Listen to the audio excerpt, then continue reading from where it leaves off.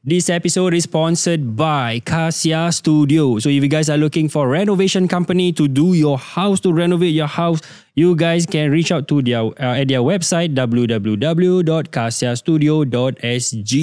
You guys can also follow their social media for their latest updates at Kasia Studio _ Rebuild with confidence, live with joy. What is good, guys? Welcome back to part 2 bersama Syamlia. So kita nak sambung cerita di mana dah 10 tahun langgar tu lah orang cakap, sepandai-pandai tupai melompat, akhirnya jatuh ke cantonment juga. So dia kena tangkap dekat dalam lori so kena bawa balik dekat cantonment. I think this is the part where bila dah kena cantonment, I want to know what was your parents punya reaction. Diorang tak tahu. Okay. So when you dah reach cantonment kan, you are given one phone call, right? Okay, tarikan mic sikit, Okay. Okay, then after that, I call my husband. Okay. Your husband that point of time, your ex-husband is budak Malaysia, orang Malaysia. Okay. So I call him and say, dia kena tangkap . Okay. Lepas tu dia kata, jangan kasih urine lah. Dia kata, jangan kasih. Dan cakap sebelah aku ni CMB officer. Dia kata, jangan kasih urine. Dia tak tahu aku dah betul-betul kena tangkap lah. Itu dah memang SOP apa. And then dia cakap, he thought because during my ambil drugs ni, I always lie tau. Biasalah, kita tak akan tell our truth, right? Yep. Kita tipu sana, tipu sini. So he thought I was lying. Okay. Okay, dia cakap tipu Anggal. Dia cakap, okay, kau tak percaya aku panggil. Then I call the CMB officer to talk to my husband lah. Oh, the first person you call is your husband dulu lah. Okay. Satu phone call je kan dia kasih. Boleh ada banyak-banyak kali ke? Tak ingat pula. Because I wasn't at the cantonment lah my time. Okay. So then CMB officer tu cakap senang. She's with CMB, she's now at cantonment. Anything they will call you. Tu dia letak telefon. Oh lama. Okay. Okay, then settle. So dah duduk kat cantonment tu, aku pun tak tahulah. Pasal when I kena tangkap was about 2-3 AM kan. Yeah. So when kat dalam tu aku tak tahulah dah pagi ke apa ke kan. Tapi aku rasa macam biasalah, kita dah angkat barang dah start nak ngantuk tau. Dah sober lagi dia. Tapi taklah sober sangat sebab baru je pump kan tadi. Correct. But just macam penat macam dah lah duduk tak buat apa-apa kan. Yeah.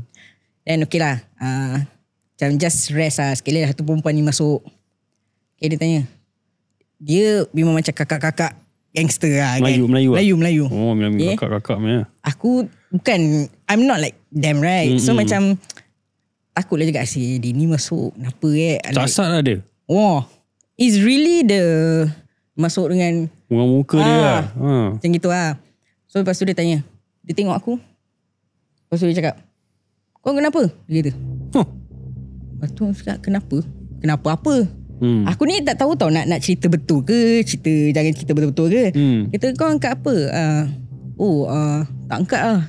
Biasa kau kena tangkap? Dia kata, tak, aku pun pengen cerita lah. Cakap aku ambil tramadol lah kan. Lepas tu kata, ya je dia gitu. Terus aku macam cut the topic macam gitu lah kan. Dia dah tahu aku dah tipu dia lah kan. Lepas tu dia pun macam tak layan aku. Kejap lagi dia keluar dulu. Okay. Lepas tu ada lagi satu perempuan. Yang ni seng habis punya. Dia dah gini-gini, dah macam dah seng juga lah. Okay. Kan. Lepas tu dia because diorang handcuff dia betul-betul sebelah aku. Okay. So dia siap sending-sending, dah baring-baring kat aku. Aku dah ini apa sekarang ni, rimas je aku kan. Dan lah aku tengah risau whether or not aku kena tangkap, like what will happen next semua kan.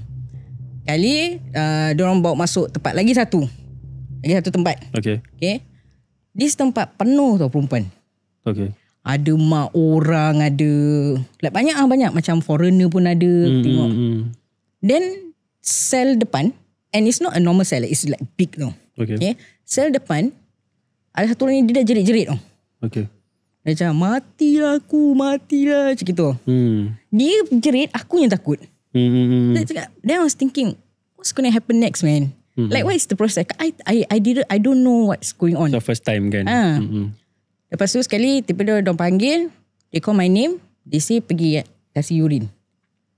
And I tell you I really hate the Cisco officer, dua orang tu. Okay, dia escort tu I think it's in the morning agaknya. Sebab dia cakap macam ni pagi-pagi aku nak kena pergi tengok pula, dia kata. Tu memang kerja dia apa? Kan? Habis baik-baik aku dah tengah down, aku dengar dia kata, aku tu jadi macam marah tau. But then aku fikir, okay, kalau aku nak lawan dia ni, macam what do I get? Yeah. But at the same time kau tahu you are in the position yang kau memang nak tak nak kau nak saktam je kan. Yeah. So okay aku just kasih kencing. Lepas tu diorang dua boleh discuss ni confirm je. Dia dah tengok colour dah beritahu lah kononnya lah. Konon lah kan. So okay, dah kasih urine. Lepas tu aku dah masuk balik dalam tempat tu. Kali diorang panggil a few of us. Okay. Budak perempuan yang sending-sending aku tadi tu, dia dah keluar je. Benzo lah. Yes. Oh. Dia ambil apa tak tahu lah. Ubat batuk. Then from there, aku terfikir, ambil ubat batuk kena tangkap sekejap je. Dan from there aku belajar tau. Okay. Angkat ubat batuk, tangkap sekejap je. Kenapa aku pergi angkat ais pula kan? But then after that, yalah, ubat batuk kan the high is different. Yep. So okay, dia dah keluar Lepas tu diorang bawa kita pergi apa tu? Aku tak ingat ada this one place. Dia macam kau kena duduk facing the officer. Okay. Ada glass gitu lah. Dia suruh aku keluarkan barang-barang aku semua yang dalam beg. Terkeluarlah barang aku. Selama yang all this one ni diorang belum tangkap barang pun? Belum. So terkeluarlah barang aku kat situ. Okay. Memang cun-cun pula. Aku tak tahu yang anak saudara my nephew is actually polis kat situ. When dia nampak aku, then dia macam, aunty, aku dah cakap, alamak, jangan tegur aku lah. Aku dah lah dengan tak betul macam ini. It's because in front of aku tak pernah tunjuk orang atau my saudara mara how I'm like. Okay. Because of course aku nak jaga parents aku punya image kan. Yeah. So when anak saudara aku nampak aku at that place and in that condition. Dengan handcuff semua. Dia terus macam, kau tu macam like a person like macam disrespect you like that. Oh, is it? Yeah. Dia punya reaction and perspektif terus berubah. Kira. Correct. And dia lah yang actually bilang mak aku. Actually mak aku tak tahu. Oh. Okay. Tu nanti Okay. Okay. So after that dah habis kat situ. Dah keluarkan. Lepas tu dia tanya aku, what is this? Then aku nak suruh aku jawab apa? Aku tengok muka dia, aku cakap Aisyah. Lepas tu dia kata, say never take. Say never take. Then what is this? Dan dia cakap, Aisyah. Aku seriously kadang-kadang tak tahu macam mana nak jawab diorang tau. So lepas tu dia cakap okay, dia ambil barang. Dia dah check balik barang-barang aku semua. Dia suruh aku masuk balik kat tempat yang ni lah. Sel dia. Sel. Lepas tu actually not long after that dia terus bawa kita pergi naik van. Okay. Naik van sampai kat satu tempat ni. Aku tak tahu tempat tu kat mana. Tapi dia tak bilang urine positif ke apa tak ke? Ada. Okay. Tak ada. Kan kita kan dah tanya HSC apa semua tu kan. So ni dia hantar kita pergi satu tempat ni. Satu tempat ni, lepas tu ada anjing datang bau-bau kita semua. Okay. Aku still tak tahu yang that is prison. Aku still tak tahu sebab from kita mana nampak kan. Yep. Then lepas tu aku ikut dia jalan, tak tahu tunnel mana, turun apa semua. Tiba-tiba aku sampai satu tempat ni, dia suruh aku pakai baju macam pajamas. Okay. Jumpsuit lah. Is it jumpsuit? I think so. Dia overall baju macam overall macam Okay. Yeah, something like that lah. Okay. Aku still tak tahu what is happening. Aku nak tanya, kan dia kena marah aku tu lah. Diorang ni semua garang-garang kan. Cranky. Cranky. Kan, habis lepas tu aku masuk satu tempat ni, ada I think about 4 or 5 people. Okay. So aku masuk, aku tanya diorang lah. Actually ni tempat apa ni? Terus dia tanya aku, urine kau positif ke tak positif? Kau jangan tipu, dia cakap. Dia cakap positif lah. Cakap itu. Ni nanti dia kata diorang akan check, then they will get back to you, dia kata. Whether not kau keluar ataupun kau masuk DRC. Aku tanya lah, DRC tu apa? Habis tu diorang cakap, DRC tu kau duduk prison lah, dia kata. Berapa lama dia punya ni? 1 tahun lah, dia kata. Kau first time kan? 1 tahun lah, dia kata. Tapi that point of time, 1 tahun tu rasa macam lama sangat tau. Ya. Tak payah 1 tahun. Aku kat dalam pending tu pun aku dah rasa lama sangat dah. Pending teruk lah. that pending kan kita dah ramai-ramai kan. Like 2 hari, I think it's 2 days lah. But then after that I really like tidur. Dia macam like tidur, aku bangun setakat makan, aku tidur balik. Until one of this kakak ni, dia cakap aku, kau kalau kena masuk DRC, kalau perangai kau macam ni, tidur, makan aja lepas tidur balik, orang mesti tak suka kau lagi. Dia cakap. Mak. Lepas tu aku macam, Abi nak buat apa? Kau tolonglah dorang, berbual lah dengan dorang. Aku cakap, nak berbual apa? Dia cakap, like, I really don't know what they want me to do. Lepas tu tak tahu dengan cara, procedures. Lepas tu aku terus macam tengok macam dia macam nak tolong aku kan. So aku macam tanya, Kak dah masuk berapa lama? Dia dah masuk 10 kali je. 10 kali tau. DRC? Aku tak campur-campur. Okay. Dia ada macam stealing lah, apalah. So ni dia nak masuk dengan kau ni di DRC lah? Dia pasal dekat pending kan? Dia kat pending. So Okay. aku tanya dia, this time round you masuk. Kalau you masuk pun pasal apa? Dia kata dia masuk DRC2 dia kata.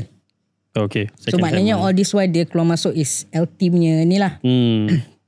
Then aku macam okay. Lepas tu aku macam tanya dia lah, so nanti kat dalam buat apa semua lah kan. Dia kata buat apa? Tak ada buat apa. Kau makan, lepas tu kau ikut timing dorang. Kau nak kena ikut dia. Dia cakap, dia pula keep on telling me kau nak kena ikut mem cakap apa semua. Kau jangan nak tunjuk ni semualah. Dia yang bagi tahulah. Dia cakap okay lah. Like 2 hari semua keluar. As in like all of them out. Aku tak tahu whether diorang masuk DRC ke apalah. But diorang semua keluar. Tinggal aku seorang kat dalam pending.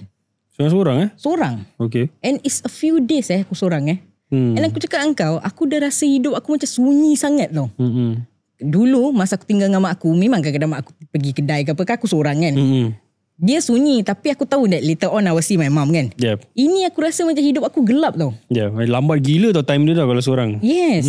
Dah gitu tak apa, aku dah macam orang gila tau. Nyanyi sendiri, nangis sendiri. Lepas tu macam aku dah start main fikir-fikir apa aku nak buat apa. Nanti aku nak keluar, aku nak buat apa Aku punya confident yang within that 7 days aku akan keluar with urine card. Kenapa kau rasa macam gitu? Sebab budak perempuan sebelum tu keluar dengan urine card.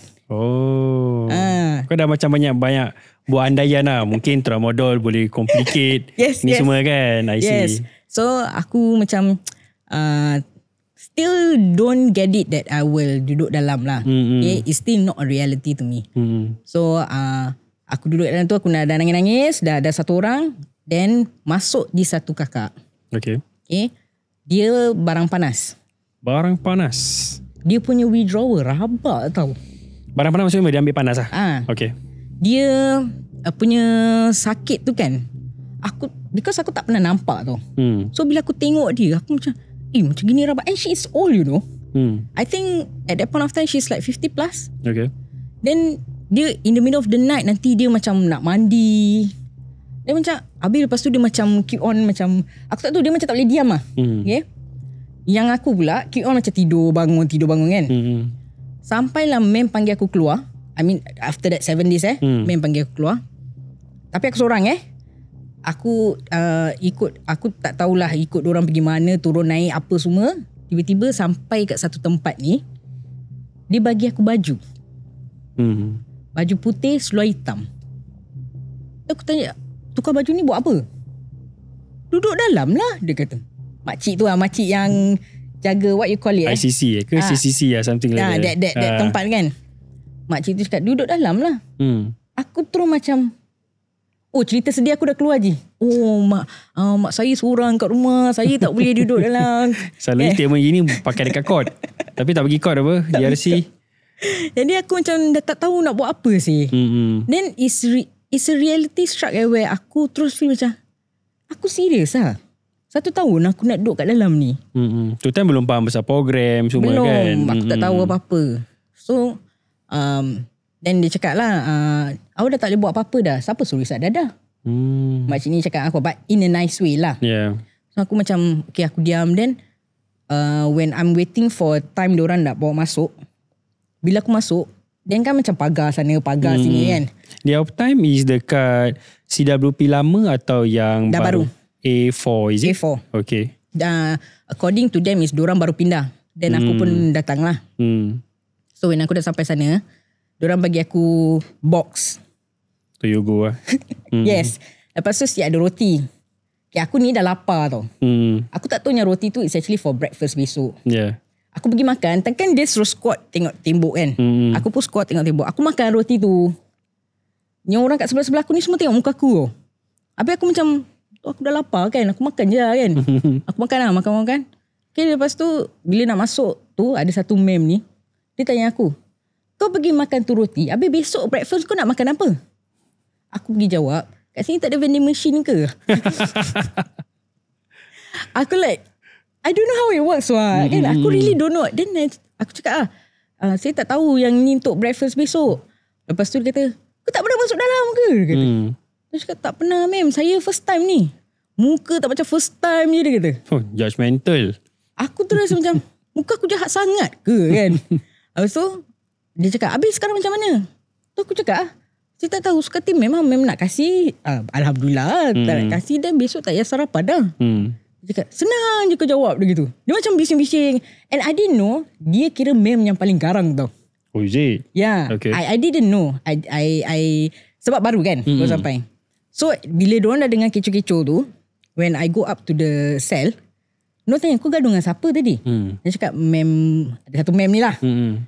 Dia cakap, tu mem garang, kau mati lah, kau mesti kena marknya dengan dia kata. Tapi what I understand from women's prison bila I spoke to a few people, bila diorang cakap dekat dalam ni you kena be more careful with the staff, with the warden compared to the inmates. Is it true? No way. So kira tetap nak kena, because you guys are staying in the cell lagi lama dengan inmates compared to the staff, to the warden kan? Correct. From my take is, it depends on which warden you dapat.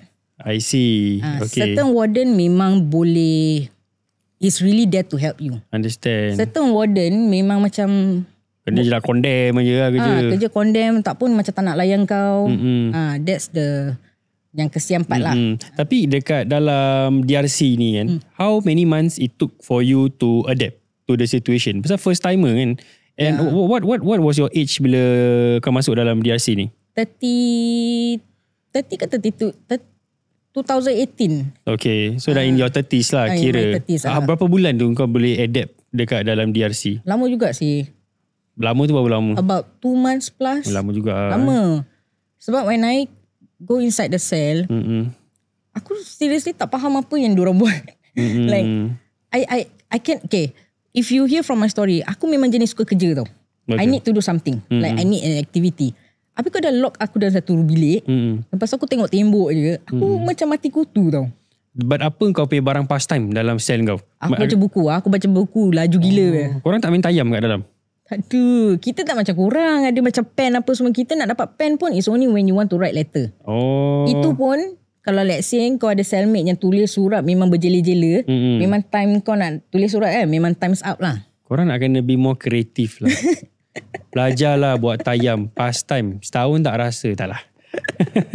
Tapi tayam macam korang tak ada cap merah macam gini lah. Macam buat Thai tea, buat dam sendiri. Semua tak ada kat dalam? Tak ada lah. Yang ada paling teruk pun nanti diorang ambil toilet roll punya tisu tu, buat bunga lah. Lepas tu tulis surat kat notebook, tanam lah. All this kind of thing lah. This is also the most of the time that you spend dekat dalam cell ni is just by reading. Okay, another question I want to ask you waktu kau dekat dalam ni. At what point tu, I think of course the question, kalau aku tanya kau menyesal, of course ada rasa menyesal lah kan. At what point tu, kau macam betul-betul rasa macam, ni aku betul-betul menyesal, aku betul-betul dah tak nak lagi masuk tempat ni, and kau ada make plans tu. Like, berapa lama tu baru kau dah have this mindset? Actually lama juga lah. Because when aku masuk dalam tu, aku ada menyesal, tapi aku masih ada mindset tu. Keluar nanti aku nak capai dengan siapa ada. Aku masih have that. Ini sendiri punya mindset ke, sendiri punya mentality ke, atau is it because pasal kau kat dalam DRC, technically the topic and the subject that you guys always talk about is dadah. Betul tak? Is it because of the topic you guys talk among yourself, ataupun memang kau sendiri yang ada tu niat macam keluar nak pergi capai lagi? Ada, is myself. Okay. Until within that few months, sebab aku dapat program, so 4 months aku boleh keluar. Okay, betul. Okay. Within that 4 months, bila kita tengah berbual-bual, Okay, aku dah start dengar diorang cakap macam ada satu orang ni dia jual dekat budak primary 4. Ui. Dia gerak, dia jual dekat budak primary 4. Primary 4. Okay. Waktu tu anak aku is primary 3. Okay. So aku dah start terfikir, ni kalau diorang jual kat anak aku, and anak aku tak tahu what is it, ataupun ikut-ikut kawan, dia pun terjebak juga macam aku. You know. And itu dah start buatkan aku fikir, like, what's going on with the society, man? Aku ingat this thing is only like adults will play lah kan. Yeah. But I didn't know it's primary school. Pada aku primary school is already a no-no lah. Yalah, of course. Secondary still orang kata, bukan kata boleh, tapi orang kata still macam boleh faham lah sebab teenager kan. Yeah. But ni primary school tau. Correct. So itu dah start buatkan aku macam benda ni rabak siut. Yalah. You know? I mean sekarang kita dengar primary school isap rokok je dah kira dia ni dah wild Zul. Habis kalau dah ambil dadah, Yeah. then that's one. Lepas tu aku dengar orang cerita pasal dia punya family, parents dia angkat, dan anak-anak nampak, anak-anak pun follow. Okay, so kawan-kawan aku ni, diorang suka share story macam ni tau. That's where aku start tu macam terfikir, you know. Macam, then aku macam, anak-anak aku macam mana like. Kau dah start buat self-reflection lah tu. Itu time aku cakap dengan kau, terus ingat Allah. Okay. Terus dah start dah. You know, biasa dah kita kat dalam kita solat, you know, that, right? Yeah. So aku dah start macam fikir how to macam mana aku nak selamatkan family aku. Okay. Okay. Macam mana aku nak selamatkan family aku from orang luar yang angkat barang-barang ni semua. Yep. Then itu semua dah start playing in my mind lah, this question semua. And then aku start hearing people who bila diorang dah keluar, then diorang masuk lagi second time. Okay. Like, then I ask lah, what's the asal boleh masuk lagi, like how come you. So when all these people tell me their stories kan, macam dia apa dia punya problem, apa dia punya, if I can conclude, right, most of them is either diorang tak ada family support, benda ni is a norm to them tau. So diorang dah tak tahu what is normal. Okay, or diorang just don't know how to solve their problem. Okay, all this stress level that makes them angkat balik. Yeah.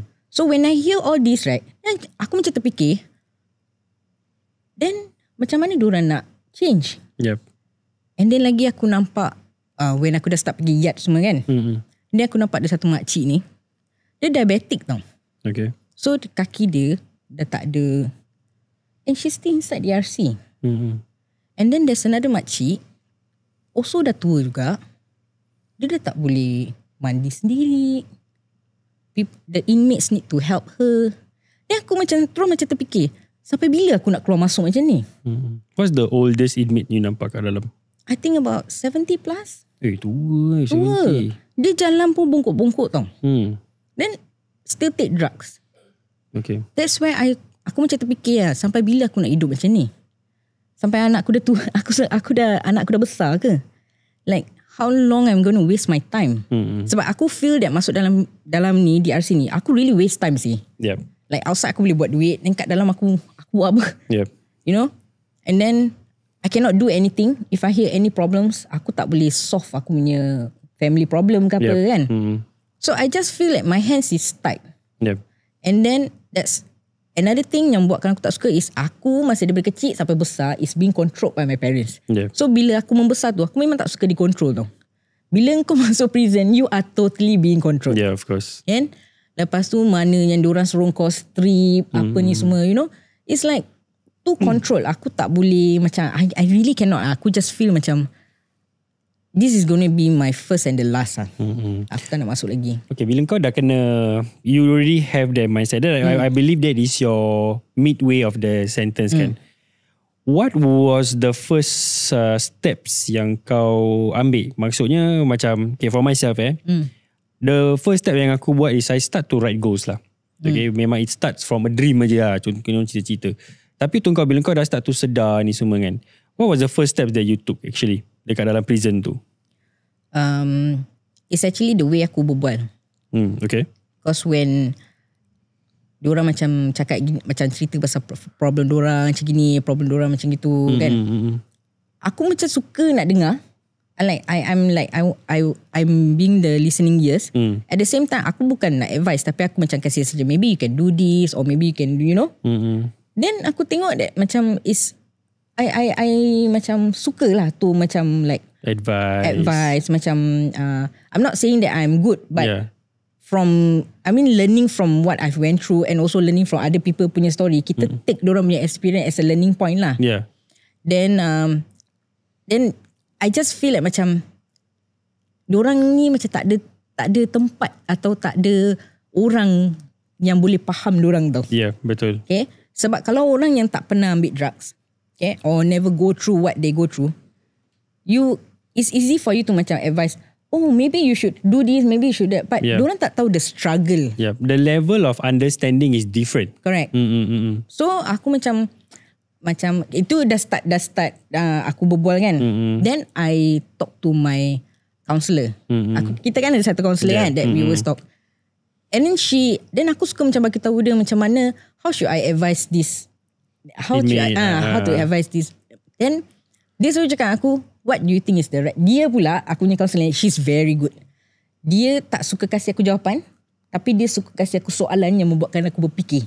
Dia nak kau jawapan dia datang daripada kau sendiri. Yes. Okay. So benda-benda macam ini, I just find that it helps by me giving advice or suggestion to these friends that I have, right?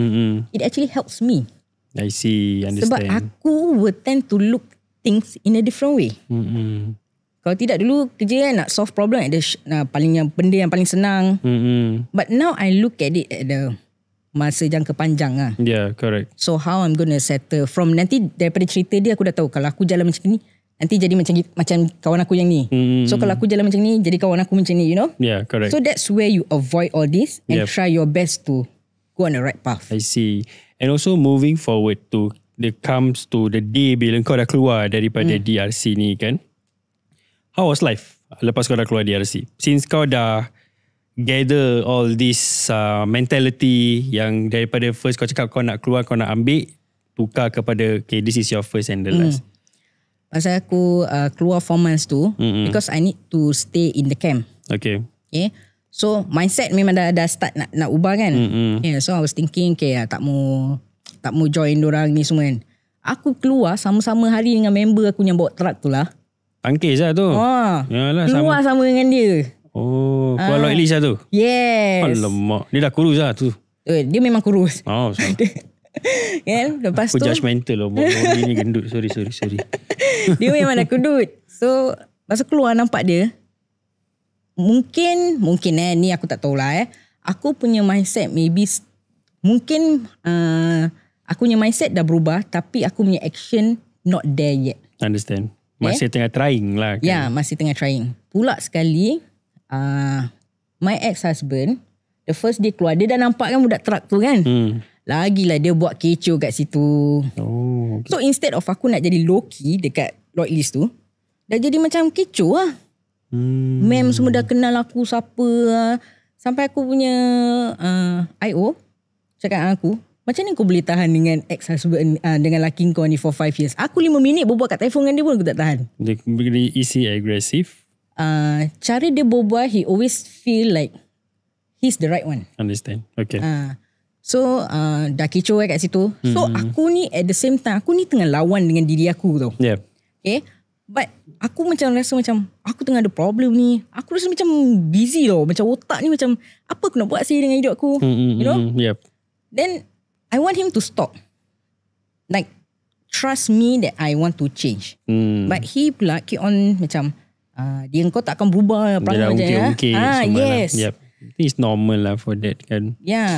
Then aku macam because dia dah mengganggu aku kan. Habis you know, officer semua dah start macam, how are you going to go through this kalau macam your husband keep disturbing you. Tak ada, kita masukkan kau balik kat dalam lah. Kau yang lagi busy. Dia yang buat hal, aku yang ni. So aku macam bingit lah. Understand. Bingit, aku ambil PPO.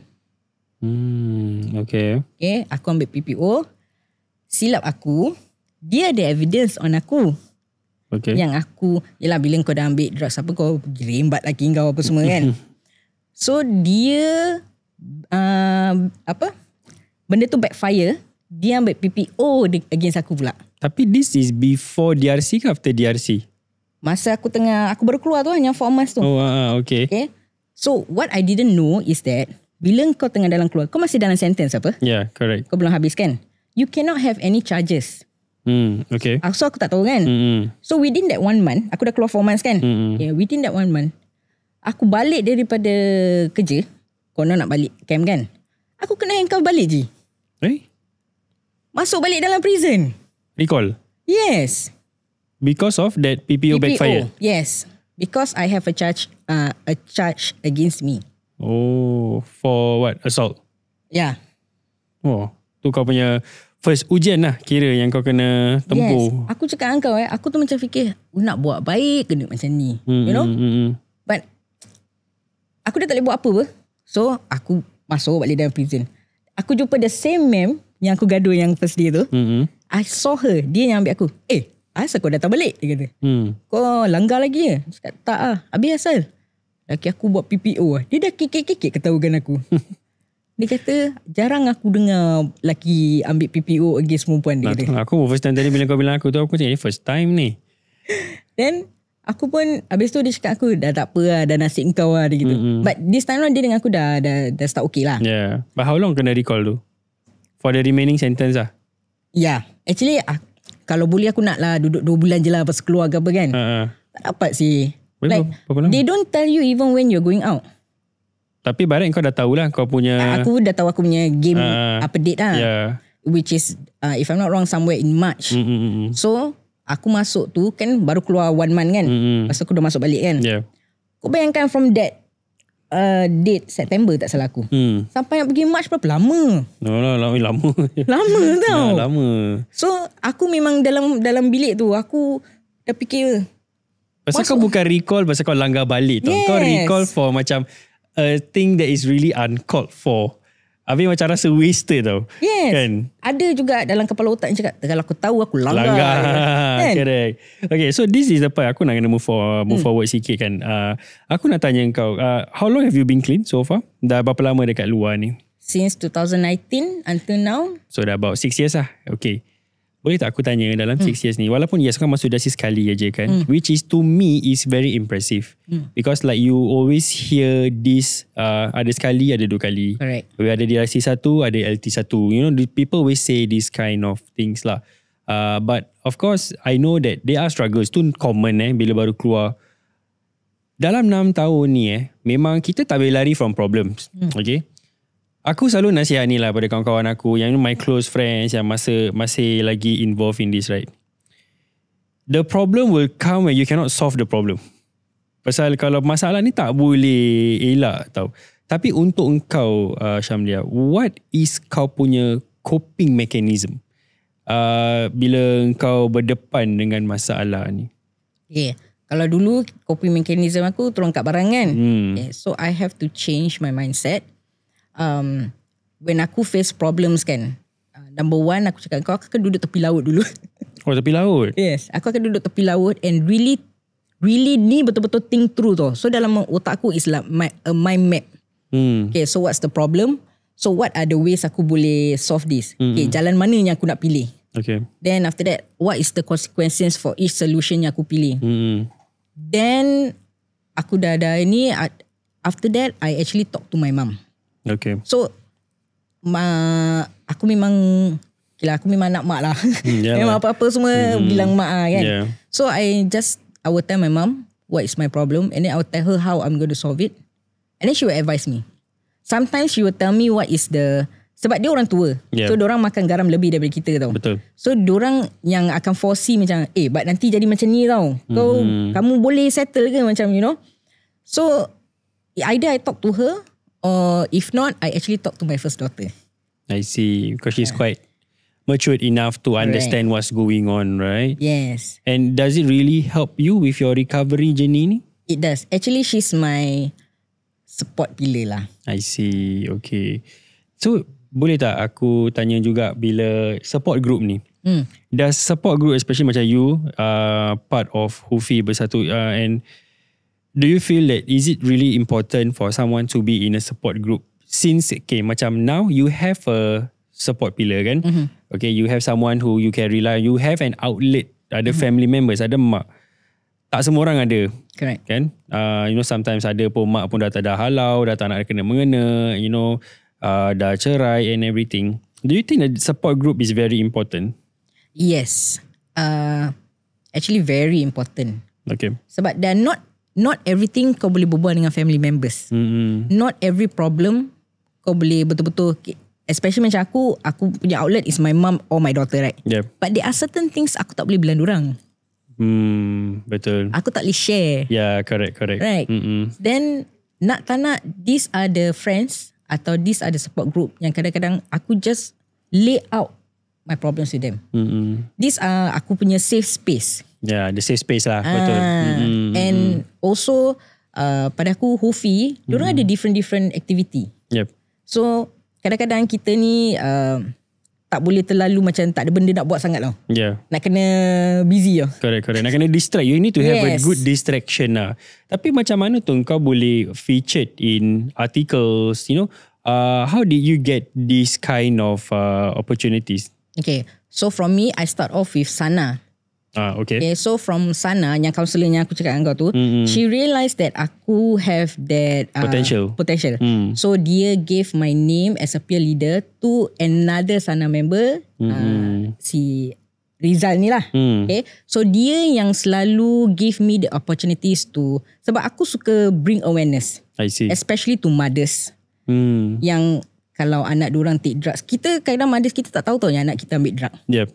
So I want them to look out for dia punya Sign, or how to help them. Yeah. Because some parents dia dah tahu anak dia ambil drug, dia akan bising, But there are other ways that you can help them. Yeah. So that's why aku nak bring awareness. So tu yang the start, dorang refer. I see. Okay, we have already almost come to the end of this episode. Tapi aku ada two questions Actually, I did not question It's the two things that I want to ask you. Okay, so the first thing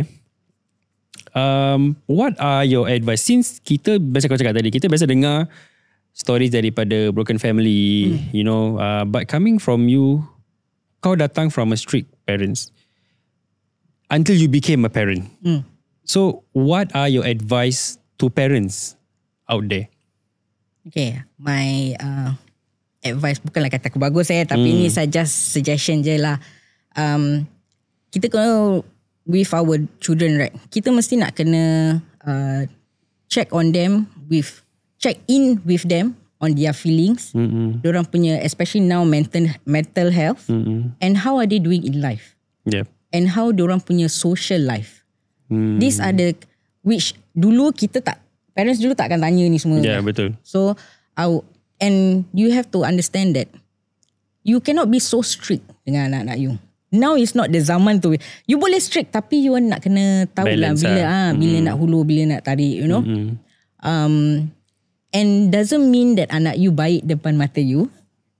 They are baik di luar sana.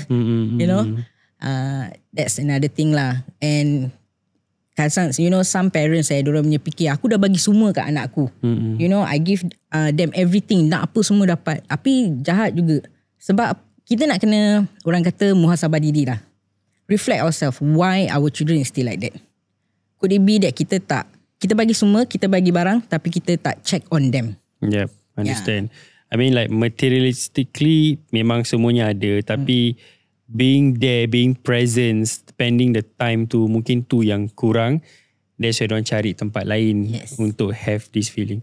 And the next thing is, tadi kau mention that bila kau featured in MRT punya advertisement and stuff, right? And then you mentioned that kau punya anak kau yang first, you were very worried that she's the one who's going to be affected. Since kau cakap dia very supportive, and even kau pun tadi mention that sekarang kalau kau ada any issues, kau will either talk to your mother or you will talk to your daughter. I think you have also written letters to her, tapi dia tak sama dengan kata-kata. So I don't know if your daughter is listening to this. Do you have anything that you want to say to your daughter tak? Okay, I just want to say that thank you so much. Thank you so much for being very supportive, very understanding, and always be with me, whether I'm down or up. And I really thank God, I really thank Alhamdulillah that you are my daughter. Sebab I don't know what will happen if you are not my support pillar. Kalau you tak maafkan I mean, I'm really thankful. And I'm really I really feel thankful lah. Alhamdulillah, like thank you so much for being with me, like being there for me always. But lastly, I think before we want to end this episode, since you cakap that your mom is very strict, you dapat reconcile balik dengan your mom. I think your mom deserve something juga kan, because she was the one with you long enough to know you in and out. Is there anything that you have to say to your mother? I don't know whether she's hearing this, but I just want to say I'm sorry for all the bad stuff that I've been doing when I was younger.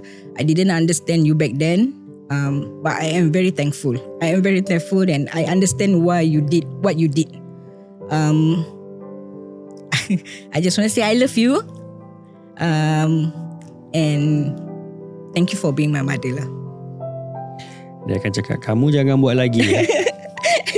Yes. Okay guys, so thank you so much Shamlia for sharing this journey. It's something unique, interesting, because kita kadang-kadang rasa being strict ni, kita macam harsh discipline towards our children helps a lot, but the reality is sometimes it's not easy, because nak cakap pasal didik anak ni it's no macam there's no school or course that ajar kau macam mana nak jaga anak, because berbeza dengan keadaan. Macam anak dia kau bergaulan dia gini, anak dia bergaulan dia gitu. I think it's important, the key takeaways that what you shared is to understand their feelings, to know their emotion, their mental health. I think that is very, very important. Kita pun memang kena faham as parents, kita tak boleh selfish. And I always like to keep emphasizing on this, because even for myself, me and my wife, kita kadang-kadang talk to other our children's classmate mothers kan. Dia selalu cakap macam mana pun sejahat-jahat anak kita, kena sentiasa maafkan dia. Yeah, because doa mak kan. Asal kita ni berubah pun, kita dapat beristiqamah insyaAllah atas usaha doa daripada mak kita juga. And I wish you all the best in your upcoming endeavours. You punya, you keep giving speeches, motivational talk, and dapat berterusan, and hope that you can help more people out there, more impactful messages, and hopefully you can, still lead by example. Alright guys, with that, this episode is sponsored by Cassia Studio. Kalau korang nak cari renovasi rumah, nak rumah cantik-cantik, lagi cantik daripada Changi Women Prison, korang boleh hubungi Cassia Studio. Follow dorang dekat Cassia Studio _ Kita akan jumpa korang lagi till the next episode. With that, settle.